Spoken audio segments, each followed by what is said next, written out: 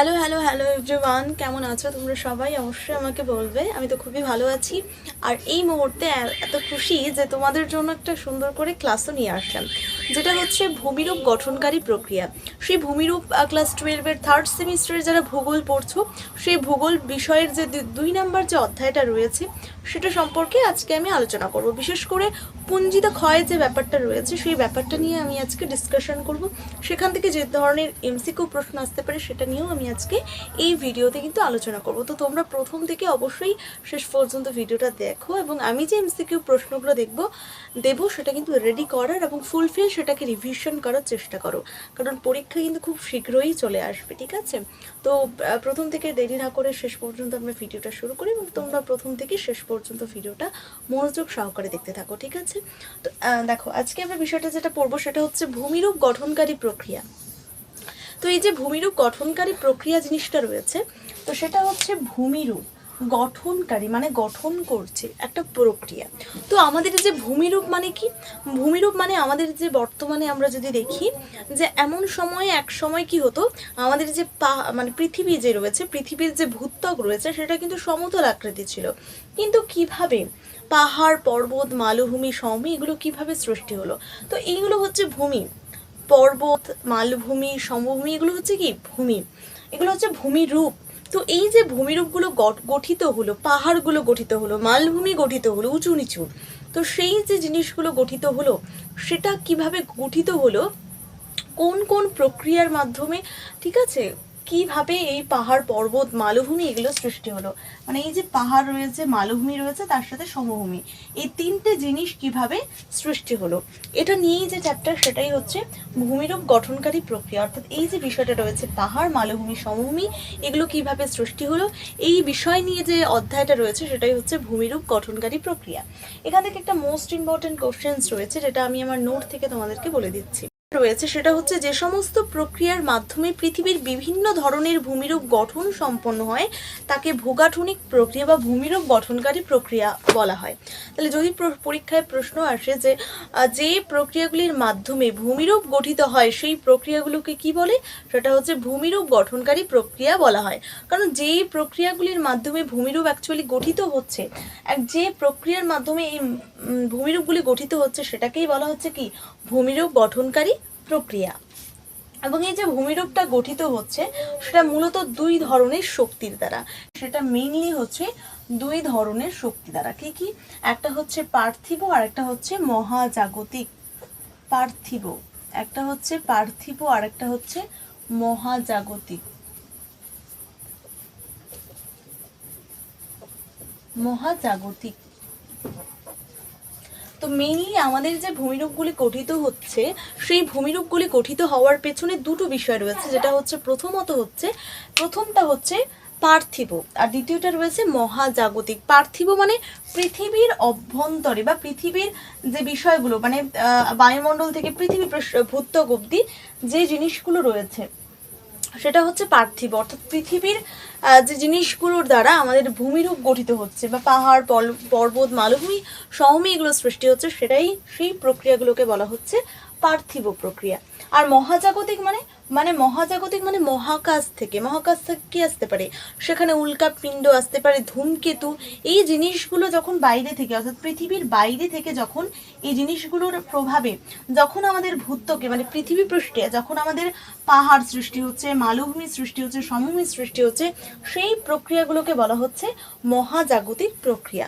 তাহলে যে প্রক্রিয়াগুলির মাধ্যমে বা যে মহাকাশ থেকে বিভিন্ন বস্তুর দ্বারা যে পৃথিবীতে বা পৃথিবী পৃষ্ঠে কোনো মালভূমি গঠিত হলে সেই প্রক্রিয়াকে কি বলে, সেটা হচ্ছে মহাজাগতিক প্রক্রিয়া। কারণ মহাকাশ থেকে উল্কাপিণ্ড বা উল্কা বা ধূমকেতু যখন ছুটে আসে তখন আমাদের পৃথিবী পৃষ্ঠে এরকম ধরনের কিছু কিছু ভূমিরূপ গঠিত হয়। তো ভূমিরূপ গঠিত হওয়ার পেছনে মহাকাশ থেকে যে বস্তুগুলো আসে তারাও কিছু গুরুত্বপূর্ণ ভূমিকা পালন করে, যার কারণে কি হয়, আমাদের পৃথিবী পৃষ্ঠে নতুন ভূমিরূপ কিন্তু গঠিত হয়। এরপরে রয়েছে পার্থিব প্রক্রিয়া। অর্থাৎ পার্থিব প্রক্রিয়া মানে পৃথিবীর ভেতরের যেটা রয়েছে, মানে পৃথিবীর চাঁদোয়ার বা বায়ুমণ্ডলের ভেতরে যে জিনিসগুলো রয়েছে সেটা কি।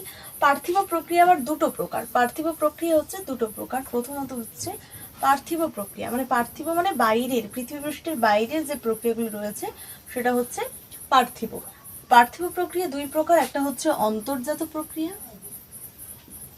অন্তর্জাত প্রক্রিয়া, অন্তর্জাত প্রক্রিয়া, আর একটা হচ্ছে বহির্জাত প্রক্রিয়া,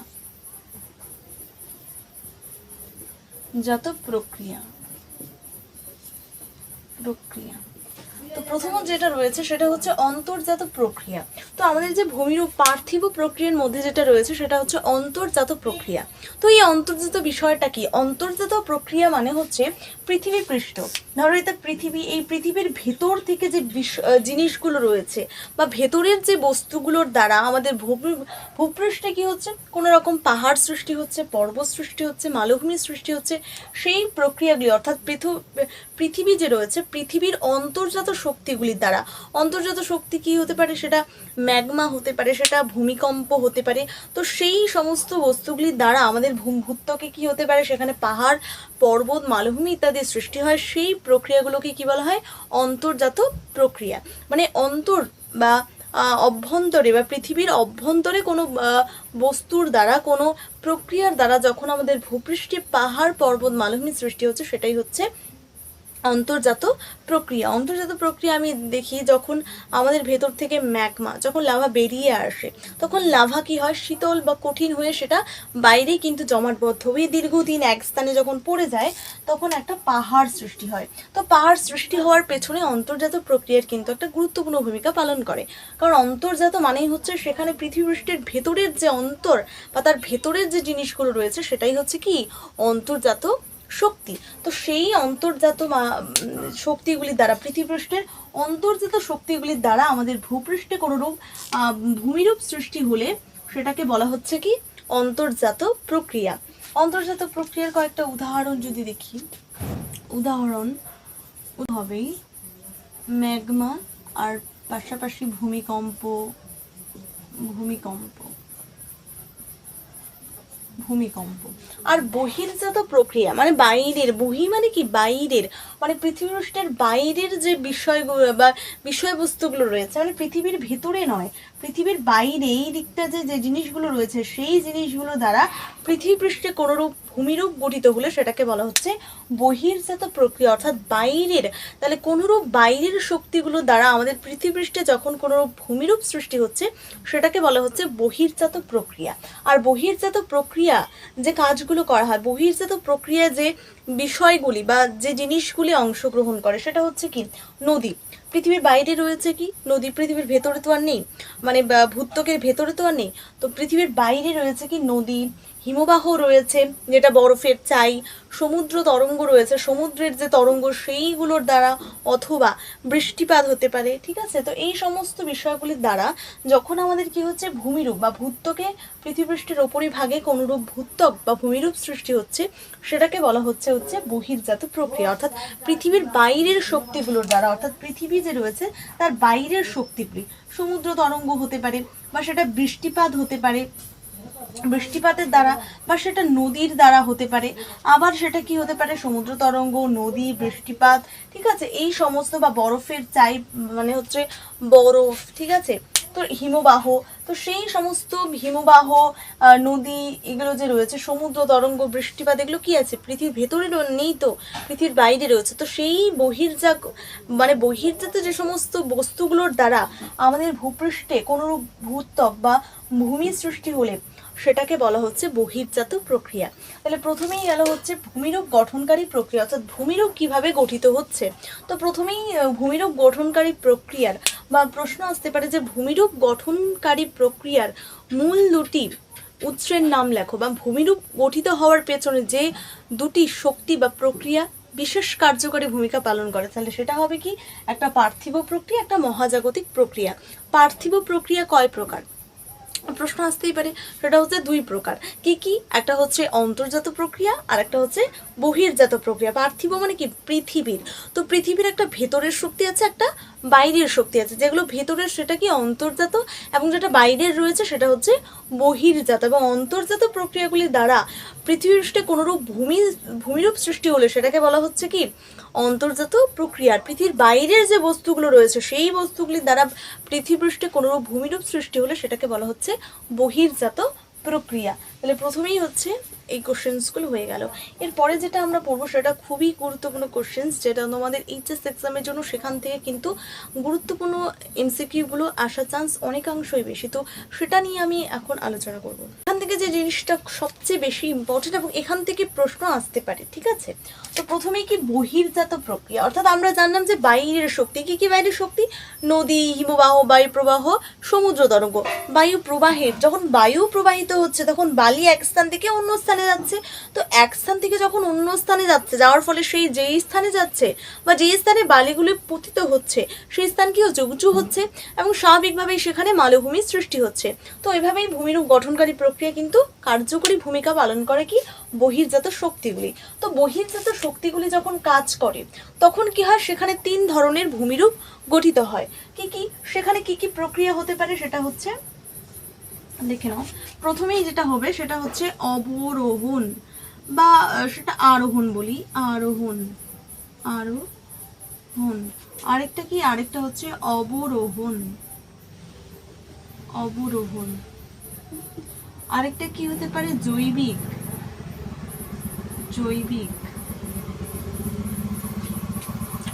তো বহির্জাত প্রক্রিয়াগুলি অর্থাৎ পৃথিবীর বাইরে যে প্রক্রিয়াগুলো রয়েছে সেই প্রক্রিয়াগুলি যখন গুরুত্বপূর্ণ ভূমিকা পালন করছে তখন 3 ধরনের প্রক্রিয়া সম্পন্ন হচ্ছে। কি কি? যখন এই প্রক্রিয়া মানে বহির্জাত প্রক্রিয়াগুলি ভূপৃষ্ঠে পতিত হচ্ছে বা ভূপৃষ্ঠে একটা ভূমিকা পালন করছে ভূমিরূপ সৃষ্টিতে, তখন 3 ধরনের প্রক্রিয়া বা 3 ধরনের জিনিস দেখা যাচ্ছে। কি কি? আরোহণ। আরোহণ মানে কি? যখন হচ্ছে ধরো কোনো বহির্জাত প্রক্রিয়া কাজ করলো, ধরো নদী প্রবাহিত হচ্ছে এবং নদীর পাশের যে এইদিকে যে খাড়িটা রয়েছে সেখান থেকে সেখানে পলি নিয়ে গিয়ে যেখানে আবার সঞ্চিত হচ্ছে, মানে এখানকার পলি নিয়ে গিয়ে আবার এখানে কি করছে?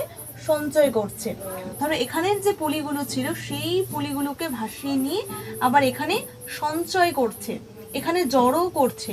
তো জড়ো করার ফলে কি হচ্ছে? সেখানে ভূমিরূপের উচ্চতা কি হচ্ছে? বৃদ্ধি পাচ্ছে। তো যখন কি হচ্ছে কোনো ধরো কোনো উঁচু স্থানে, ধরো একটা যদি আমি পাহাড় দেখি, সেই পাহাড়ে যখন ক্রমাগত সেখানে হিমবাহ নিচের দিকে নেমে আসে তখন সেখানে কি হয়? ধাক্কা খায়, সেখানে ঘর্ষণ হয়। ঘর্ষণ হওয়ার ফলে একসময় সেই পদার্থগুলো নিচের দিকে নেমে এসে কি হয়? এইখানে জমা হয়। তো জমা যখন হয় তখন সেখানে কি হয়? ভূমিরূপের উচ্চতা অনেকাংশ বৃদ্ধি পায়। তো সেখানে কি হচ্ছে? সেই বস্তুগুলো বা যে বস্তুগুলো রয়েছে সেই বস্তুগুলো সেখানে কি হচ্ছে? জমা হচ্ছে। তো জমা হওয়ার কারণে সেখানে কি ঘটছে? আরোহণ মানে হচ্ছে সেখানের যে তো যখন ওপর থেকে হিমবাহ নিচের দিকে নেমে আসছে ফলে কি হচ্ছে? হিমবাহের আঘাতে পর্বতগাত্র কি হচ্ছে? ফাটল সৃষ্টি হচ্ছে, সেখানে ঘর্ষণ হচ্ছে এবং একসময় পর্বতগাত্রে একসময় ফেটে কি হচ্ছে? নিচের দিকে সেই পর্বতগাত্রের পদার্থগুলো নিচের দিকে সঞ্চিত হচ্ছে, ফলে সেখানকার ভূমিরূপের উচ্চতা কি হচ্ছে? বৃদ্ধি পাচ্ছে। তো যে প্রক্রিয়ার মাধ্যমে ভূমিরূপের, এটা তো একটা প্রক্রিয়া কার্যকরী হচ্ছে, তো যে প্রক্রিয়ার মাধ্যমে, তো এই প্রক্রিয়ার মাধ্যমে যে ভূমিরূপের উচ্চতা যে বৃদ্ধি পাচ্ছে, এখানকার উচ্চতাটা এখান পর্যন্ত ছিল কিন্তু যখন সেই পদার্থগুলো সঞ্চিত হলো তখন এখান পর্যন্ত উচ্চতা হয়ে গেল। তো যে প্রক্রিয়ার মাধ্যমে ভূমিরূপের উচ্চতা বৃদ্ধি পাচ্ছে সেই প্রক্রিয়াটাকে কি বলা হচ্ছে? সেটা হচ্ছে আরোহণ প্রক্রিয়া। ভেরি ভেরি ইম্পর্টেন্ট কোশ্চেন্স একটা, যে আরোহণ প্রক্রিয়া কি, বা এরকম ভাবে আসতে পারে যে যে প্রক্রিয়ার মাধ্যমে ভূমিরূপের উচ্চতা বৃদ্ধি পায় সেই প্রক্রিয়াকে কি বলা হয়? সেটা হচ্ছে আরোহণ বলা হয়। অবরোহণ কি? তাহলে অবরোহণ হচ্ছে যে প্রক্রিয়ার মাধ্যমে ভূমিরূপের উচ্চতা কি হচ্ছে? হ্রাস পাচ্ছে। তাহলে দেখো যে এখানকার যে পদার্থগুলো রয়েছে সেই পদার্থগুলো এখান থেকে এখানে আসছে, তো সেখানকার যে ভূমির উচ্চতা সেটা কি হচ্ছে? ক্রমাগত কি হচ্ছে? হ্রাস পাচ্ছে। এখানকার যে আমরা জানি যে যে পর্বতগুলো রয়েছে আদি পর্বতগুলো যে রয়েছে, ভঙ্গিল পর্বত, সেগুলো ক্রমাগত ক্ষয়ের ফলে সেটা মানে চূর্ণ বিচূর্ণ হয়ে গেছে। ফলে এক সময় তার যে ভঙ্গিল পর্বতের উচ্চতা ধীরে ধীরে ধীরে ধীরে কমছে, যার ফলে সেখানে কি প্রক্রিয়া দেখা যাচ্ছে? অবরোহণ। অবরোহণ মানে সেখানকার ভূমিরূপের উচ্চতা ক্রমাগত কমছে, তার মানে সেখানে যে প্রক্রিয়াটা কার্যকরী ভূমিকা পালন করছে সেটা হচ্ছে অবরোহণ। তাহলে যে প্রক্রিয়ার মাধ্যমে ভূমিরূপের উচ্চতা হ্রাস পাচ্ছে সেই প্রক্রিয়াটাকে বলা হচ্ছে অবরোহণ। এখানে পদার্থগুলো কি হলো? সঞ্চয় ঘটলো, আবার এখানকার যে পদার্থগুলো রয়েছে সেই পদার্থগুলো সেখানে ক্ষয় ঘটলো। তো ক্ষয়ের ফলে সেখানে যখন অন্য স্থানে সঞ্চিত হচ্ছে পদার্থগুলো, তো সেই প্রক্রিয়াটাকে বলা হচ্ছে অবরোহণ প্রক্রিয়া। তাহলে পরীক্ষায় প্রশ্ন আসবে যে যে প্রক্রিয়ার মাধ্যমে ভূমিরূপের উচ্চতা হ্রাস পাচ্ছে সেই প্রক্রিয়াকে কি বলা হয়? সেটা হচ্ছে অবরোহণ। তাহলে এখানে হচ্ছে অবরোহণ। অবরোহণ। আরেকটা হচ্ছে কি? আরোহণ। এখানে কি ঘটছে? সঞ্চয় ঘটছে, যার কারণে এটা হচ্ছে আরোহণ। তারপরে যেটা রয়েছে সেটা হচ্ছে জৈবিক। জৈবিক ভেরি ভেরি ইম্পর্টেন্ট, তার চেয়েও বেশি ইম্পর্টেন্ট হচ্ছে অবরোহণ আর আরোহণ। এখান থেকে এইচএসের কিন্তু একটা প্রশ্ন আসার ভেরি ভেরি চান্স রয়েছে। আর জৈবিকটা কি? জৈব যে যখন কোনো প্রাণী বা মানুষের কার্যকলাপ দ্বারা, ঠিক আছে, প্রাণী হতে পারে বা উদ্ভিদ হতে পারে বা মানুষের কার্যকলাপ দ্বারা যখন কি হচ্ছে, ধরো মানুষের কার্যকলাপই ধরি, যে মানুষ কী করলো? এক স্থান থেকে মাটি খুঁড়লো, তো মাটি খোঁড়ার পর সে তার বাড়িতে নিয়ে গেল, ফলে যে স্থান থেকে মাটিটা খুঁড়লো সেখানে কি হবে? সেই স্থানটা কি হবে? নিচু হবে, যার কারণে কি হবে? সে তো আবার উদ্ভিদের ক্ষেত্রে দেখি যে উদ্ভিদ যেখানে এক সময় ধরো প্রচুর পরিমাণে গাছ হলো, সেই গাছটাকে যখন কাটা হয় এক সময় কি হয়? সেখানে বৃষ্টি পড়ে পড়ে সেই যে গাছটা কাটা হয়েছে সেখানে ক্ষত তৈরি হয়, তো যার কারণে কি হয়? এক সময় সেই মাটিটাও আর থাকে না ঠিকঠাক, ঠিক আছে, সেখানে গর্ত হয়ে থাকে। তারপরে প্রাণী যদি আমরা দেখি, প্রাণীদের বিভিন্ন ক্রিয়াকলাপের দ্বারা, তাই না, ধরো কুকুর কোথাও হচ্ছে কি করছে? মাটিটাকে এরকম এরকম করছে তার পা দিয়ে, ঠিক আছে, আঁচড়াচ্ছে। তো সেই রকম প্রাণী হতে পারে বা উদ্ভিদ হতে পারে বা মানুষের কার্যকলাপ দ্বারা যখন কোনো একটা ভূমিরূপের কোনো স্থান ধরো নিচু হচ্ছে, আবার ধরো কোনো স্থান উঁচু হচ্ছে, আবার কোনো স্থান সমতল ভূমিতে পরিণত হচ্ছে, বা কোনো স্থানের যে পলিগুলো রয়েছে সেটা অন্য স্থানে অপসারিত হচ্ছে, সেই প্রক্রিয়াটাকে বলা হচ্ছে জৈবিক প্রক্রিয়া। তাহলে হতে পারে সেটা উদ্ভিদ, প্রাণী বা মানুষের ক্রিয়াকলাপের দ্বারা যখন কোনো ভূমিভাগের উচ্চতা কোথাও বৃদ্ধি পাচ্ছে বা উচ্চতা কোথাও বৃদ্ধি পাচ্ছে, কোথাও নিচু হচ্ছে, তাহলে ভূমিরূপের উচ্চতা কোথাও উঁচু হচ্ছে আবার কোথাও নিচু হচ্ছে, সেই প্রক্রিয়াটাকে বলা হচ্ছে কি? জৈবিক প্রক্রিয়া। বোঝাতে পারলাম জিনিসটা? তো প্রথমেই হচ্ছে সেটা হচ্ছে প্রাণী, মানুষ এ সমস্ত ক্রিয়াকলাপের দ্বারা কোথাও উঁচু হচ্ছে আবার কোথাও নিচু হচ্ছে, এই প্রক্রিয়াটাকে বলা হচ্ছে কি? জৈবিক প্রক্রিয়া। এর পরের যেটা প্রক্রিয়া রয়েছে সেটা ভেরি ভেরি ইম্পর্টেন্ট প্রক্রিয়া, সেটা তোমাদের থেকে এটা থেকে প্রায়ই কিন্তু কোশ্চেন্স এসে থাকে। তো এই যে পর্যায়ন প্রক্রিয়াটা রয়েছে, ভালো করে বুঝবে যে পর্যায়ন প্রক্রিয়াটা কি? আমরা এতক্ষণ পর্যন্ত দেখলাম যে এই যে প্রক্রিয়াগুলো রয়েছে না, অবরোহণ, আরোহণ, জৈবিক, বা যে শক্তিগুলোর দ্বারা অ্যাকচুয়ালি আমাদের ভূমিরূপ গঠিত হচ্ছে, তো সেই শক্তিগুলির দ্বারা যখন ভূমিরূপ গঠিত হচ্ছে, আমরা কোথাও দেখলাম কি? কোথাও উঁচু হচ্ছে ভূমিভাগ, আবার কোথাও কি নিচু হচ্ছে, মানে কোথাও উঁচু হচ্ছে, কোথাও উচ্চতা বৃদ্ধি পাচ্ছে, আবার কোথাও নিচু হচ্ছে।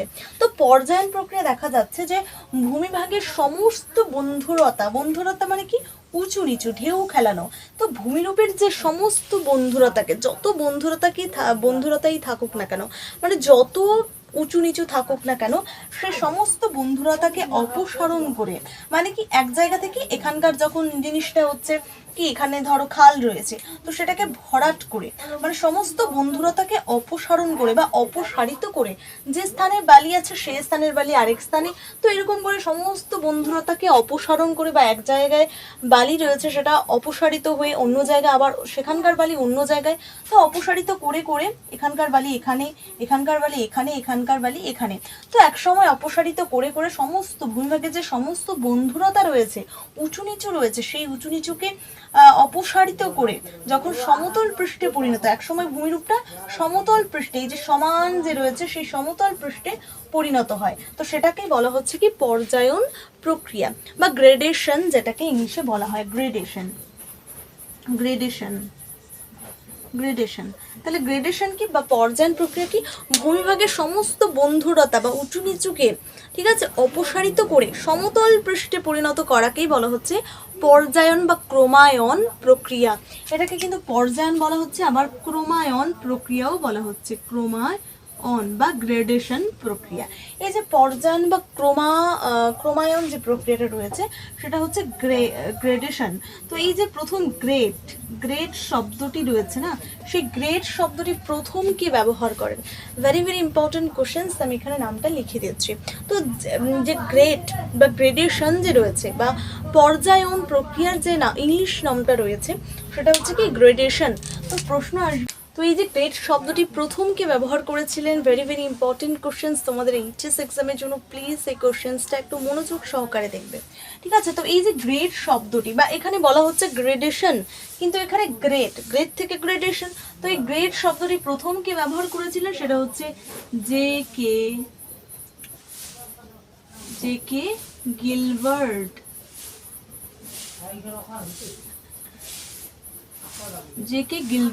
তাহলে জে কে গিলবার্ট সর্বপ্রথম কিন্তু এই যে গ্রেড শব্দটা রয়েছে সেই গ্রেড শব্দটা প্রথম ব্যবহার করেছিলেন। প্রশ্ন আসতে পারে, এই প্রশ্নটা আসতে পারে যে চেম্বারলিন এবং সলিসবেরি যে নামক যে ভূগোলবিদ রয়েছেন, সলিসবেরি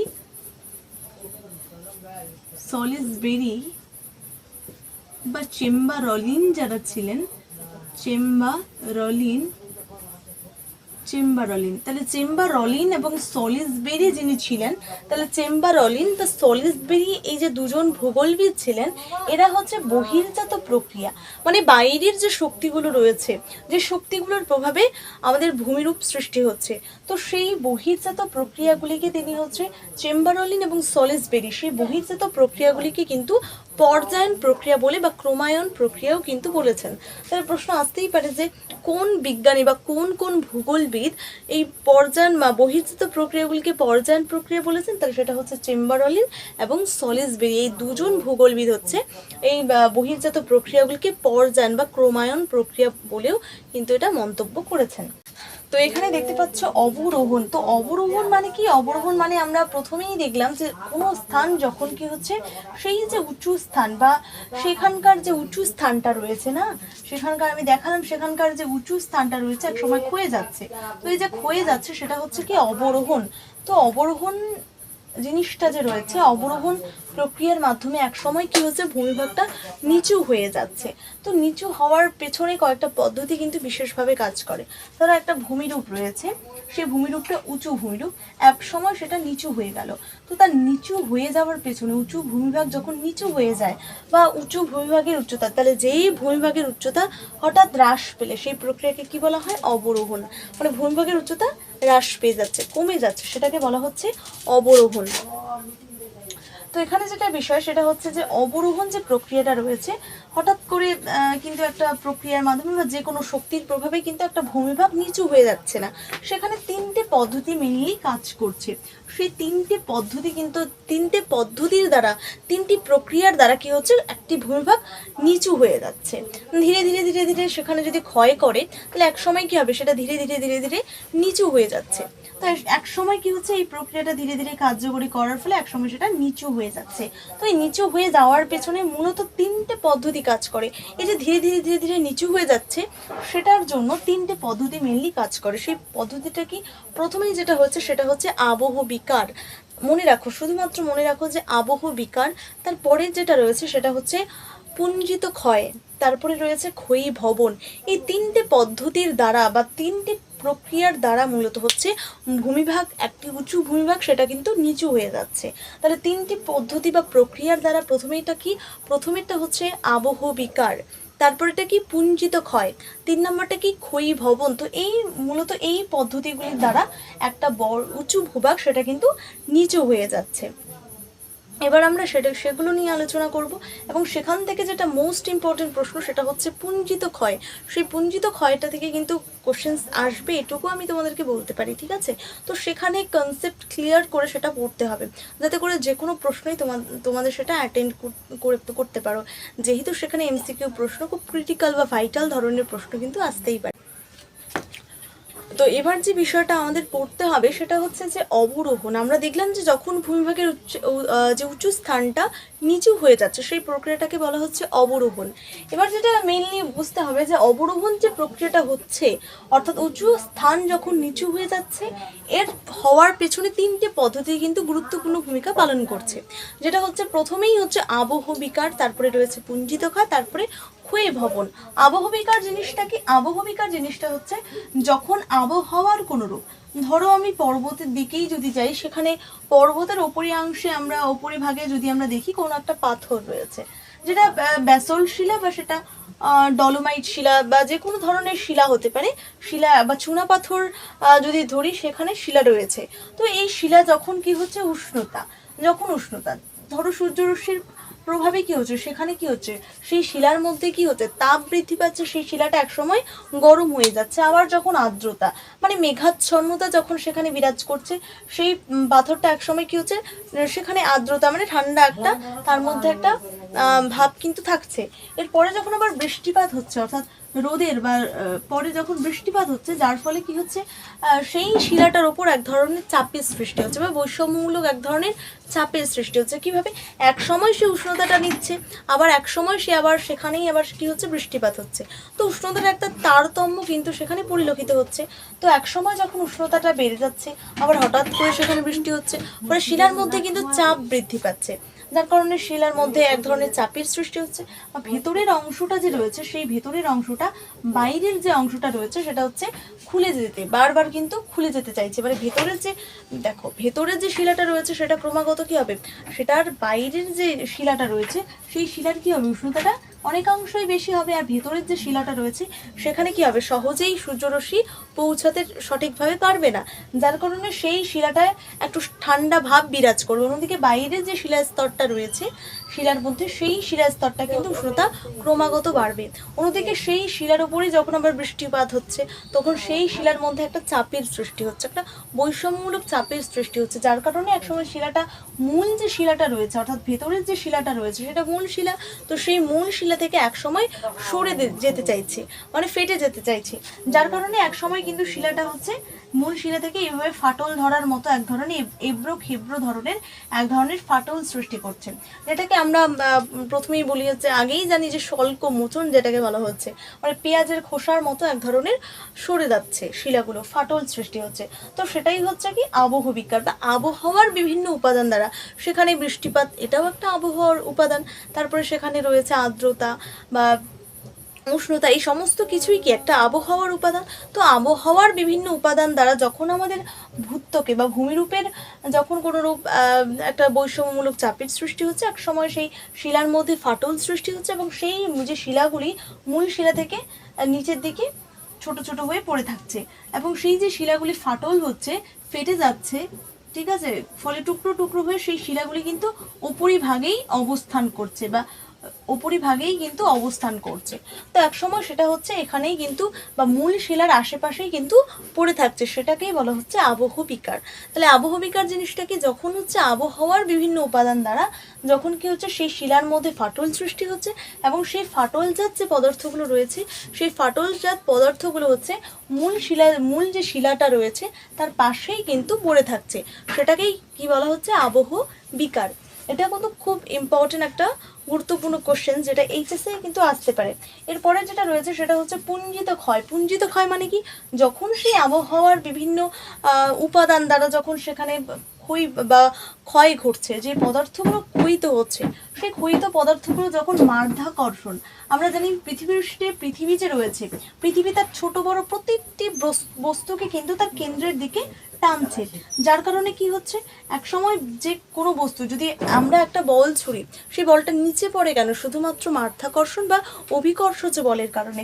তো এক সময় কি হচ্ছে, সেই যে শিলাগুলো রয়েছে না, সেই শিলাস্তরটা শুধুমাত্র মাধ্যাকর্ষণ বা নিচের দিকে প্রতিটা বস্তুকে যেহেতু টানছে, কেন্দ্রের দিকে পৃথিবী, তো সেই বস্তুগুলোকেও কি করছে, নিচের দিকে টানছে, যার কারণে শুধুমাত্র কি মাধ্যাকর্ষণ শক্তির টানে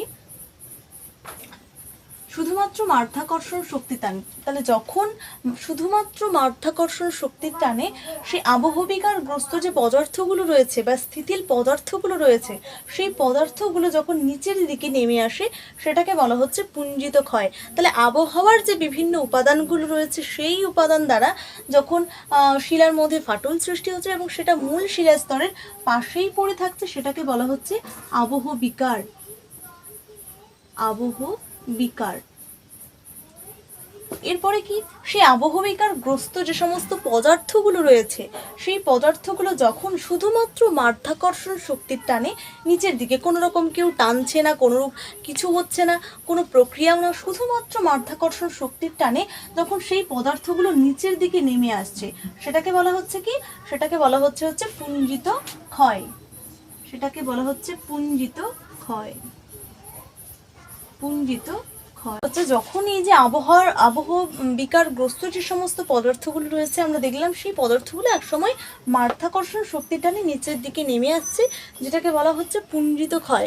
ফলে কি হচ্ছে, যখন উপরের পদার্থগুলো যখন নিচের দিকে নেমে আসছে, ফলে কি হচ্ছে, এক স্থানের পদার্থগুলো কি হচ্ছে অন্য স্থানে সঞ্চারিত হচ্ছে, এই স্থানে যে পদার্থগুলো ছিল সেই স্থানের পদার্থগুলো অন্য স্থানে বা নিচের দিকে সঞ্চিত হচ্ছে, তো স্থানটা পরিবর্তন হচ্ছে।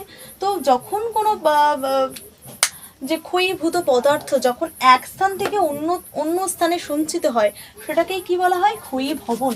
তাহলে প্রথমে আমরা আবহবিকারটা পড়ে নিলাম, তারপরে কি পুঞ্জিত ক্ষয়টাও আমরা পড়ে নিলাম, এরপরে রয়েছে কি ক্ষয়ীভবন। তাহলে ক্ষয়ীভবন জিনিসটা হচ্ছে যখন কোনো স্থিতিল পদার্থ ঠিক আছে বা ক্ষয়িত পদার্থ সেটা এক স্থান থেকে অন্য স্থানে বা সঞ্চিত হচ্ছে বা অন্যত্র সঞ্চিত হচ্ছে, সেটাকেই বলা হচ্ছে কি ক্ষয়ীভবন। প্রশ্নটা আসে যে প্রক্রিয়ার মাধ্যমে আবহবিকারগ্রস্ত পদার্থগুলো এক স্থান থেকে অন্য স্থানে সঞ্চিত হয় সেই প্রক্রিয়াকে কি বলে, ক্ষয়ীভবন বলা হয়। কারণ কি, এক স্থান থেকে পদার্থগুলো অন্য স্থানে সঞ্চারিত হওয়াকেই ক্ষয়ীভবন বলা হয়। আর ওপর থেকে শুধুমাত্র মাধ্যাকর্ষণ শক্তি টানে নিচের দিকে নেমে এলে সেই প্রক্রিয়াকে কি বলা হয়, সেটা হচ্ছে পুঞ্জিত ক্ষয়। আবার শুধুমাত্র আবহাওয়ার বিভিন্ন উপাদানগুলি দ্বারা শিলাচূর্ণ হয়ে চূর্ণ বিচূর্ণ হয়ে মূল শিলার পাশে পড়ে থাকলে সেটাকে কি বলা হয়, আবহবিকার বলা হচ্ছে। এবার যদিও স্টুয়ার্টসআপ এই যে পুঞ্জিত ক্ষয় হচ্ছে মানে উপর থেকে নিচের দিকে, মানে উপরের যে ক্ষয়িত পদার্থগুলো হচ্ছে সেই পদার্থগুলো একসময় নিচে কিন্তু নেমে আসছে।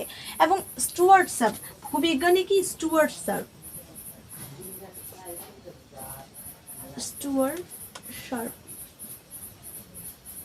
ভূবিজ্ঞানী স্টুয়ার্ট শার্প যিনি ছিলেন তিনি হচ্ছে এই যে পুঞ্জিত ক্ষয় অর্থাৎ উপর থেকে যে কি পড়ছে সেই পদার্থগুলো যখন নিচের দিকে নেমে আসছে সেটাকেই তিনি আবার কটি ভাগে ভাগ করেছেন, 6টি ভাগে। সেই 6টি ভাগে মেনলি হচ্ছে তিনি ভাগ করেছেন, মানে ওপর থেকে পদার্থগুলো পড়ছে কিন্তু সেটা বিভিন্ন প্রক্রিয়ার মাধ্যমে পড়ছে, বিভিন্ন, সেটা সবসময় একই তো, আর প্রকৃতি সবসময় কি পরিবর্তনশীল, তো সেই পরিবর্তন পরিবেশের সঙ্গে সঙ্গতি রেখে সেটা মেনলি চেঞ্জ হচ্ছে, এক এক সময় এক এক ধরনের আলাদা আলাদা পদ্ধতিতে সেটা কি হচ্ছে, পতিত হচ্ছে। তাই ভূবিজ্ঞানী স্টুয়ার্টসআপ মেনলি পুঞ্জিত ক্ষয়ের যে উপাদানগুলো রয়েছে সেই প্রক্রিয়া বা উপাদানগুলো রয়েছে সেই ক্ষয়জাত যে পদার্থগুলো রয়েছে সেই পদার্থগুলো যখন পড়ছে সেটাকে তিনি কয় ভাগে ভাগ করেছেন, 6টি ভাগে ভাগ করেছেন, যেটা আমরা এখন আমরা একটু পরে আলোচনা করছি। তো তোমাদের এই মুহূর্তে যে আমি কোশ্চেন্সগুলো পড়ালাম সেই কোশ্চেন্সগুলো তো আমি যেভাবে বললাম সেই কোশ্চেন্সগুলো আমার মতো করে বুঝে তোমরা হচ্ছে খাতায় একটা করে কোশ্চেন্স এবং তার পাশাপাশি অ্যান্সার কিন্তু লিখবে। এবং আমি যে কোশ্চেন্সগুলো তোমাদের দিলাম সেটা যেন শুধুমাত্র এক পেজের মধ্যেই খুব ছোট ছোট করে লেখা থাকে, যাতে তোমাদের রিভিশনে খুব সুবিধা হয়। ঠিক আছে, এরপরে আমরা পড়বো যে স্টুয়ার্টসআপ যে 6টি প্রক্রিয়াকে, মানে এই 6টি পদ্ধতি তিনি হচ্ছে আবার বলেছেন, সেই 6টি পদ্ধতি কিন্তু খুব গুরুত্বপূর্ণ যেটা এইচএস এক্সামের জন্য। তো সেই 6টি পদ্ধতি নিয়ে মেনলি আমরা আজকে আলোচনা করব। তো এরপরে খুব শীঘ্রই শুরু করে যে বিষয়টা রয়েছে সেটা হচ্ছে যে আমরা জানলাম যে পুঞ্জিত ক্ষয় কাকে বলে, যেটা উপর দিক থেকে নিচের দিকে নেমে আসে সেটাকে, মানে বস্তুগুলো উপর থেকে নিচের দিকে নেমে আসলে সেটাকে পুঞ্জিত ক্ষয় বলে। এবার পুঞ্জিত ক্ষয়ে যে হয় মানে বস্তুটা উপর থেকে নিচের দিকে কি হয়, পতিত হয়। তো পতিত হওয়ার পেছনে যেরকম বা প্রাকৃতিক বিভিন্ন ওয়েদার চেঞ্জিং অনুযায়ী বা বিভিন্ন পরিস্থিতি অনুযায়ী যেহেতু এটা উপর থেকে নিচের দিকে পড়ে, যে কোনো কারণের বা কারণের ভিত্তিতে, ঠিক আছে, কারণের বিচারে এই বৈষম্যমূলক থাকার কারণে স্টুয়ার্ট সার্ট নামে একজন ভূবিজ্ঞানী রয়েছেন, যিনি কি করেছেন, এই যে পুঞ্জিত ক্ষয় যে রয়েছে এটাকে আবার তিনি 6টি ভাগে ভাগ করেছেন। ঠিক আছে, তো প্রথমেই তিনি বলেছেন যে এই যে পতিত হয়, পতিত হওয়ার পেছনে 6 ভাবে কি হয়, ওপরের বস্তু নিচের দিকে পতিত হতে পারে। তো এই জন্য তিনি 6টি ভাগে মূলত ভাগ করেছেন পুঞ্জিত ক্ষয়কে। তো প্রথমেই যেটা রয়েছে সেটা কি, প্রথম যেটা 1 নম্বরে যেটা রয়েছে, 1 নম্বরে, সেটা হচ্ছে বিসর্পণ বা ক্রিপ। নামটা দেখলেই মনে হচ্ছে বিসর্পণ, বিসর্পণ মানে হচ্ছে, বা এর ইংলিশ নামটা হচ্ছে ক্রিপ।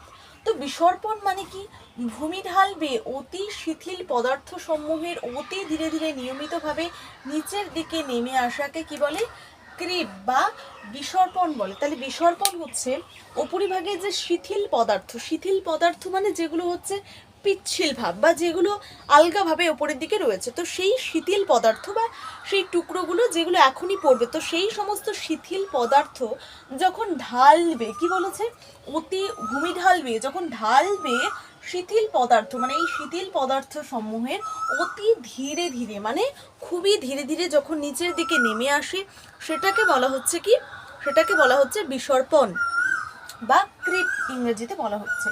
তো এটা হচ্ছে বিসর্পণ। তো ওপর দিক থেকে যদি নিচের দিকে সেই বস্তুগুলো অতি ধীর গতিতে নিচের দিকে নেমে আসে, সেটাকে বলা হচ্ছে বিসর্পণ বা ক্রিপ। এই যে বিসর্পণটা হচ্ছে, অর্থাৎ বস্তুগুলো ওপর থেকে নিচের দিকে নেমে আসছে। তো এটা আবার 4 প্রকার হতে পারে। সেই কি কি বস্তু হতে পারে, বা বস্তুগতর ভিত্তিতে বা বস্তুর ভিত্তিতে এই এটাকে আবার 4 ভাগে ভাগ করা হয়েছে, মানে বিসর্পণকে আবার 4 ভাগে ভাগ করা হয়েছে। প্রথমটা কি, মৃত্তিকা বিসর্পণ। প্রথমটা কি, মৃত্তিকা বিসর্পণ, মানে উপর থেকে যে ধীরে ধীরে বস্তুটা পড়বে, সেই বস্তুটা হতে পারে মাটি হতে পারে।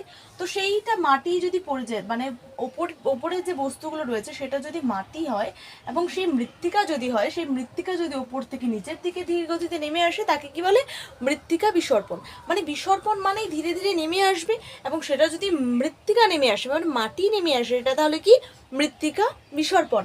আবার যদি সেটা শিলা, মানে শিলা বা পাথর যদি নেমে আসে, তাহলে সেটা কি, শিলা বিসর্পণ। তো এটা বোঝা গেল।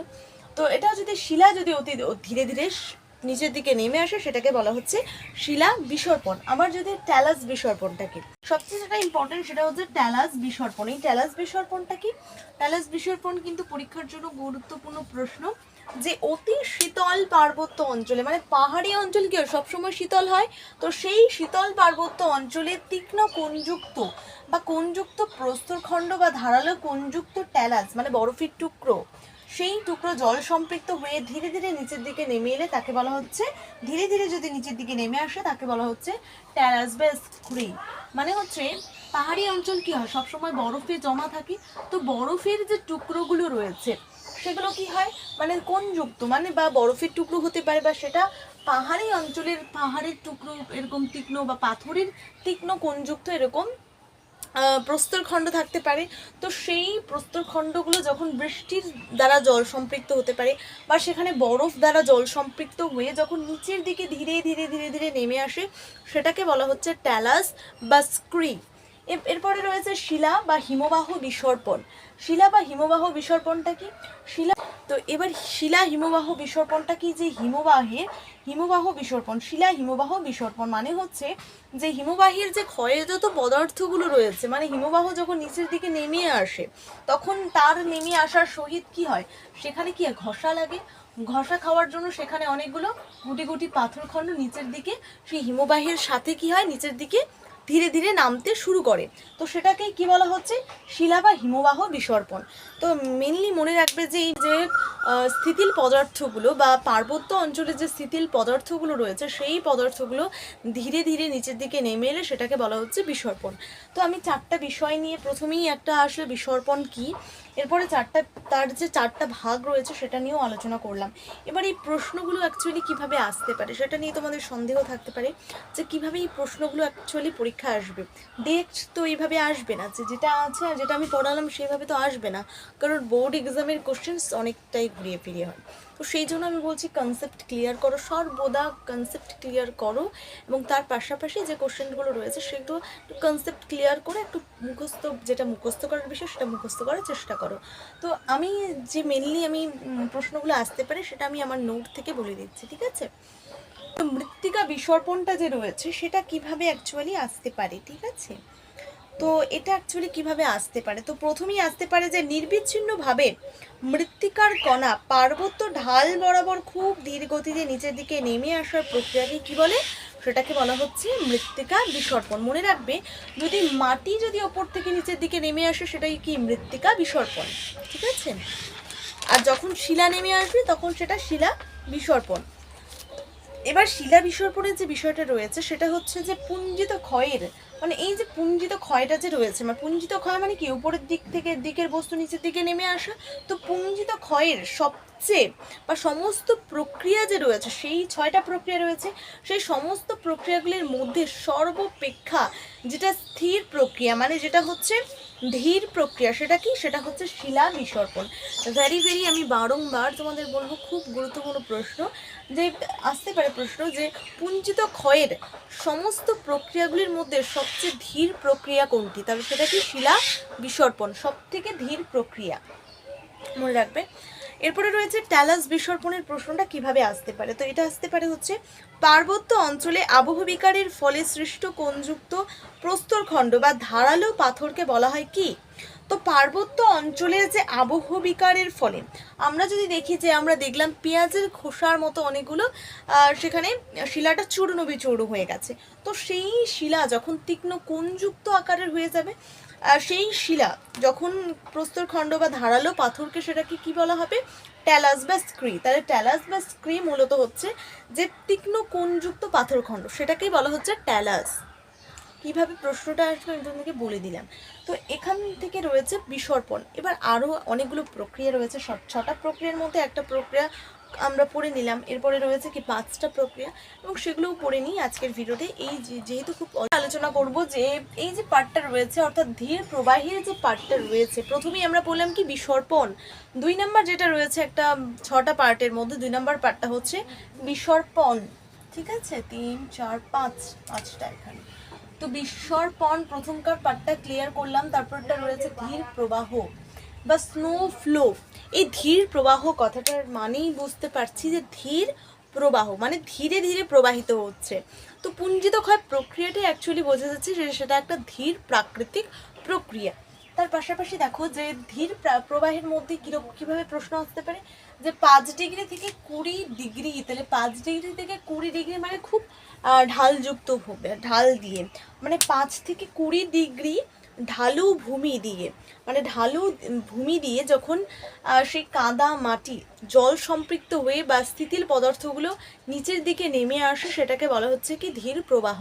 তাহলে 5 ডিগ্রি থেকে 20 ডিগ্রি ঢালু ভূমিতে, মানে খুব কম ঢালু ভূমিতে যখন কি হয়, যখন যে পাহাড়ের বা পর্বতের যে শিথিল পদার্থগুলো রয়েছে সেগুলো নিচের দিকে নেমে আসলে সেটাকে বলা হচ্ছে কি, সেটাকে বলা হচ্ছে ধীর প্রবাহ বা স্নো ফ্লো বলা হচ্ছে। এই যে ধীর যে প্রবাহটা রয়েছে যেটা কি হয় ধীরে প্রবাহিত হচ্ছে, সেই প্রবাহটা কয় প্রকার, দুই প্রকার। সেই প্রবাহটা কয় প্রকার, 2 প্রকার, একটা সলিফ্লাকশন একটা জেলিফ্লাকশন। তো সলিফ্লাকশনটা আগে পড়ি। তো সলিফ্লাকশন মানে হচ্ছে যে পাহাড়ের বা পর্বতের যে স্থিতিল পদার্থগুলো রয়েছে সেই পদার্থগুলো যখন তুষার গলা জল, মানে পাহাড়ের ওই দিকটা তো কি হয়, ওপরের দিকটা কি হয় সব থেকে সেখানে শীতলতা বিরাজ করে, সেখানে বরফ পড়ে। তো সেই তুষার, সেই যে বরফের জল হতে পারে, মানে তুষার, সেই তুষারের তুষার গলা জল হতে পারে বা বরফ গলা জল, অথবা হতে পারে সেটা বৃষ্টির জল। সেই যখন পার্বত্য অঞ্চলের স্থিতিল পদার্থগুলো যখন তুষার গলা জল এবং তার পাশাপাশি বৃষ্টির জল দ্বারা সম্পৃক্ত হয়ে নিচের দিকে নেমে আসে, নিচের দিকে ধীরে ধীরে নেমে আসে, সেই প্রক্রিয়াটাকে কি বলা হচ্ছে, বা সেটাকে বলা হচ্ছে সলিফ্লাকশন। তাহলে সলিফ্লাকশন মানে হচ্ছে পার্বত্য অঞ্চলে, দেখে নাও ছবিটা, পার্বত্য অঞ্চলে যখন তুষার গলা জল অথবা সেই পদার্থগুলো বৃষ্টির জলে সম্পৃক্ত হয়ে যখন ধীরে ধীরে নিচের দিকে নেমে আসে সেটাকে কি বলা হয়, সলিফ্লাকশন। এবার রয়েছে যে সলিফ্লাকশন যে শব্দটা রয়েছে, এই সলিফ্লাকশন শব্দটি প্রথম কে ব্যবহার করেন, এটা ভেরি ইম্পর্টেন্ট একটা প্রশ্ন, যে সলিফ্লাকশন কথাটি প্রথম কে ব্যবহার করেন? তো সলিফ্লাকশন শব্দটি, তো এই যে সলিফ্লাকশন শব্দটি প্রথম কে ব্যবহার করেন?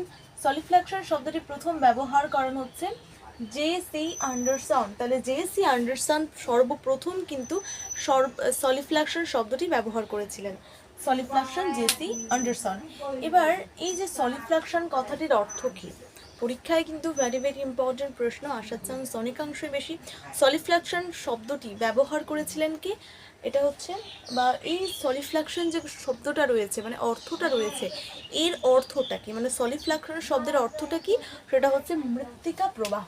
তাহলে সলিফ্লাকশনের অর্থটা কি? সেটা হচ্ছে মৃত্তিকা প্রবাহ। তাহলে সলিফ্লাকশন শব্দটির অর্থ কি? মৃত্তিকা প্রবাহ, মানে মাটির প্রবাহটাকেই বলা হচ্ছে অ্যাকচুয়ালি সলিফ্লাকশন।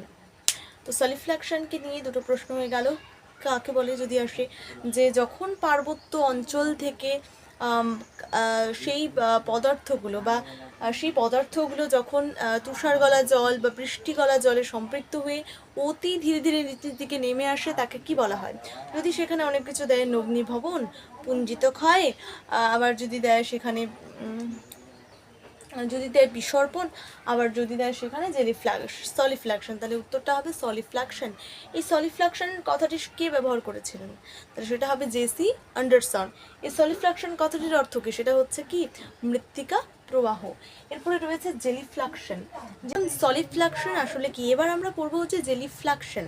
এই জেলিফ্লাকশনটা হচ্ছে যে পাহাড়ের যে শিথিল পদার্থগুলো রয়েছে, সেই শিথিল পদার্থগুলো শুধুমাত্র সেটা বরফ গলা যাবে, তুষার গলা জলে, বৃষ্টির জলেও না, আবার তুষার গলা জলেও না, শুধুমাত্র তুষার গলা জলে যখন পাহাড়ের যে শিথিল পদার্থগুলো রয়েছে, সেই শিথিল পদার্থগুলো যখন শুধুমাত্র তুষার গলা জলে সম্পৃক্ত হয়ে ধীরে ধীরে নিচের দিকে নেমে আসে, সেটাকে বলা হচ্ছে সলিফ্লাকশন।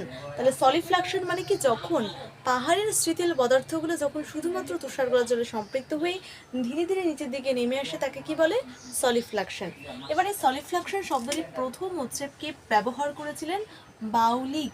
ভেরি ভেরি ইম্পর্টেন্ট প্রশ্ন, যে বাউলিক সর্বপ্রথম এই জেলিফ্লাকশন শব্দটি ব্যবহার করেছিলেন। তাহলে বিজ্ঞানীকে ভূবিজ্ঞানী হচ্ছে বাউলিক, তিনি প্রথমেই জেলিফ্লাকশন শব্দটি প্রথম ব্যবহার করেছিলেন। এরপরে রয়েছে দ্রুত প্রবাহ বা র্যাপিড ফ্লো, যে জিনিসটা রয়েছে, যে দ্রুত প্রবাহ বা র্যাপিড ফ্লো মানে দ্রুত প্রবাহ যখন পর্বতের বা পাহাড়ের যে শিথিল পদার্থগুলো রয়েছে সেগুলো যখন খুব দ্রুত গতিতে নিচের দিকে নেমে আসে, সেটাকে বলা হচ্ছে দ্রুত প্রবাহ। এবং এই দ্রুত প্রবাহের যে পার্টগুলো রয়েছে সেটা হচ্ছে মৃত্তিকা প্রবাহ, কর্দম প্রবাহ এবং অবস্কর প্রবাহ। তো মৃত্তিকা প্রবাহ যেটা রয়েছে, দ্রুত প্রবাহের একটা পার্ট রয়েছে যেটা হচ্ছে মৃত্তিকা প্রবাহ। সেই মৃত্তিকা প্রবাহটা কি একটু বলে দিচ্ছি। তো মৃত্তিকা প্রবাহ থেকে অ্যাকচুয়ালি কোশ্চেন্স আসবে। আর দ্রুত প্রবাহ যে জিনিসটা বললাম, সেই দ্রুত প্রবাহটা হচ্ছে যে 20 ডিগ্রি থেকে 30 ডিগ্রি। তাহলে সেখানে প্রথম যেটা আমরা দেখলাম যে ধীর প্রবাহ, সেই ধীর প্রবাহে দেখলাম ঢালটা কত? ঢালটা হচ্ছে 5 থেকে 20 ডিগ্রি। আর যেটা আমি বললাম যে 20 থেকে 30 ডিগ্রি, তো সেই 20 থেকে 30 ডিগ্রি যখন ঢাল, মানে সেই ঢাল দিয়ে যখন পাহাড়ের যে শিথিল পদার্থগুলো রয়েছে সেগুলো যখন নিচের দিকে দ্রুত গতিতে নিচের দিকে নেমে আসে, সেটাকে বলা হচ্ছে দ্রুত প্রবাহ। আর দ্রুত প্রবাহে যখন হয়, সেই দ্রুত যখন প্রবাহিত হয় তখন সেখান দিয়ে মৃত্তিকাও আসতে পারে, আবার সেখানে কর্দমা কাদাও নিচের দিকে নেমে আসতে পারে, আবার অবস্কর, কোনো কিছুর অবস্করও নিচের দিকে নেমে আসতে পারে। তো সেই জন্য এটা হচ্ছে 3টে পার্টে ভাগ করা হয়েছে। তো প্রথমেই যেটা গুরুত্বপূর্ণ সেটা হচ্ছে মাড ফ্লো বা মৃত্তিকা প্রবাহ। সেটা পরীক্ষায় কিভাবে আসবে আমি তোমাদেরকে আমার নোট থেকে বলে দিচ্ছি। এটা হচ্ছে যে মৃত্তিকা প্রবাহ যে জিনিসটা রয়েছে, তো পার্বত্য ঢালে খাতের মধ্য দিয়ে কাদা ও মাটি জল সম্পৃক্ত হয়ে দ্রুত নেমে আসাকে মাড ফ্লো বলে। তাহলে পার্বত্য ঢালে যখন খাতের মধ্য দিয়ে কাদা ও মাটি যখন জল সম্পৃক্ত হয়ে ধীরে ধীরে নিচের দিকে নেমে আসে, সেটাকে বলা হচ্ছে মৃত্তিকা প্রবাহ বা সেটাকে বলা হচ্ছে মাড ফ্লো। এরপরে যেটা রয়েছে যে অবস্কর প্রবাহ, এগুলোর অতটা দরকার নেই। যেটা রয়েছে এবার হচ্ছে ধস। ধস খুব ইম্পর্টেন্ট একটা কোশ্চেন, যেটাও কিন্তু আসতে পারে। তো ধসটা যেভাবে পরীক্ষায় আসবে, ধস মানে কি আমরা জানি, হঠাৎ করে কোনো জায়গায় পাহাড়ি অঞ্চলের কোনো একটা জায়গা খুলে গেল, খুলে হঠাৎ নিচের দিকে পড়ে গেল, সেটাকে আমরা ধস বলি। তো এই যে আমাদের তো এটা আমরা অ্যাকচুয়ালি এটা জানি যে ধস আসলে কি, এটা আমাদের কনসেপ্টটা ক্লিয়ার রয়েছে। তো এবার হচ্ছে কথাটা হচ্ছে যে এটা এক্সামে কী করে আসবে, কীভাবে প্রশ্নটা আসবে, তো সেটা আমরা দেখে নিচ্ছি। তো প্রথমেই যেটা আসবে সেটা হচ্ছে যে পার্বত্য ঢালে খাতের মধ্য দিয়ে কাদা ও মাটি জল সম্পৃক্ত হয়ে দ্রুত নেমে আসাকে মাড ফ্লো বলে। তাহলে পার্বত্য ঢালে খাতের মধ্য দিয়ে কাদা ও মাটি জল সম্পৃক্ত হয়ে দ্রুত নেমে আসাকে মাড ফ্লো, সেটা আমি প্রথমেই বললাম। আর ধস হচ্ছে পর্বতের খাড়া ঢালে মাধ্যাকর্ষণের টানে আচমকা শিলা ও মাটি স্খলিত হলে তাকে ধস বলে। তাহলে পর্বতের যে খাড়া ঢালে হঠাৎ পর্বতের যে কাদা ও মাটি যে রয়েছে সেই অঞ্চলটা হঠাৎ করে বা আচমকা সেটা স্ফলিত হলে বা খুলে গেলে সেটাকে বলা হচ্ছে ধস। আর ধসের একটা পার্ট রয়েছে যেটা হচ্ছে কি অবস্কর ধস। তাহলে ধসের একটা পার্ট রয়েছে যেটা হচ্ছে অবস্কর ধস। অবশ্যই কি কোশ্চেন্সটা একটু লিখে নেবে, মন দিয়ে একটু লিখে নেবে, কারণ এই কোশ্চেনটা কিন্তু আসবে, ঠিক আছে। তো প্রশ্ন হচ্ছে অবস্কর যেটা ধস রয়েছে সেটা কি। তো হচ্ছে ভূমিঢাল বরাবর শিলা ও মৃত্তিকা প্রভৃতি পদার্থ সমূহের চলনকে বলে কি অবস্কর ধস। তাহলে ভূমিঢাল বরাবর যখন শিলা ও মৃত্তিকা প্রভৃতি পদার্থ সমূহ চলন হয়, মানে এক স্থান থেকে অন্য স্থানে, সেই চলনটাকে বলা হচ্ছে অবস্কর ধস। শিলা ও মাটি যখন এক স্থান থেকে অন্য স্থানে চলন ঘটে সেটাকে বলা হচ্ছে অবস্কর ধস। আর আমি এমনিতেই বলে দিলাম যে ধসটা কি। তো এখান থেকে প্রশ্নটা এগুলো হয়ে গেল। এরপরে আমরা যেটা পড়বো সেটা হচ্ছে প্রপাত। প্রপাত থেকে মেইনলি খুব ইম্পর্টেন্ট প্রশ্ন রয়েছে অবস্কর প্রপাত। এখান থেকে প্রায় প্রশ্ন আসবে, আমি এটা বলছি তোমাদের, ঠিক আছে। এখান থেকে খুবই গুরুত্বপূর্ণ প্রশ্নগুলো রয়েছে। তো এই যে পাহাড়ি এলাকাটা রয়েছে সেই পাহাড়ি এলাকার শিলা ও মাটি, এখানে ধরো শিলা পাথর রয়েছে, এখানে মাটি রয়েছে।